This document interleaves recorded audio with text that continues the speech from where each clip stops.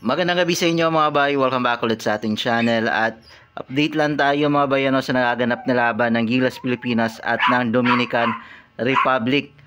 Sobrang ganda ng laban mga bay at dikitan lang yung laban ng Gilas at ng Dominican Republic. Lumamang yung Gilas, humabol yung Dominican Republic.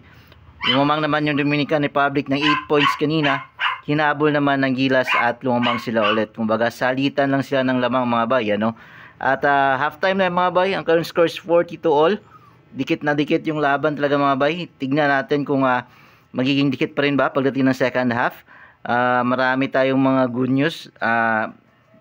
Halos si Karl Anthony Towns yung mga pumuntos sa Dominican Republic. Samantalang yung best scorer natin ngayon sa Gilas si Jordan Clarkson mga bay Pero bago matapos yung halftime mga bay, nagpakilala na nga itong si Renz Abando ng isang dakdak matapos yung isang pasa mula kay Jordan Clarkson mga bay sa open na si Renz Abando. So sayang kanina may alley-oop play, highlight play pa sana si Clarkson to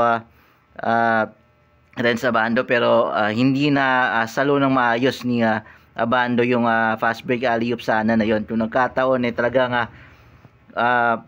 siguradong nagwala yung mga tao dun sa highlight play na yon mula kay Abando.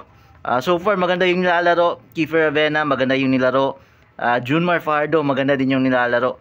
And si Pugoy na konekta. Ang hindi lang talaga dito maganda yung pinapakita is si Kai Soto. Although naglaro si Kai Soto ng limited minutes, pero kitang kita talaga na iwan na iwan siya nung binabantayan niya si Karl Anthony Towns. So abangan natin mamaya kung makakalagwa ba ang Gilas or makakalagwa ang Dominican Republic. Yun lang mga bay, maraming salamat sa panonood.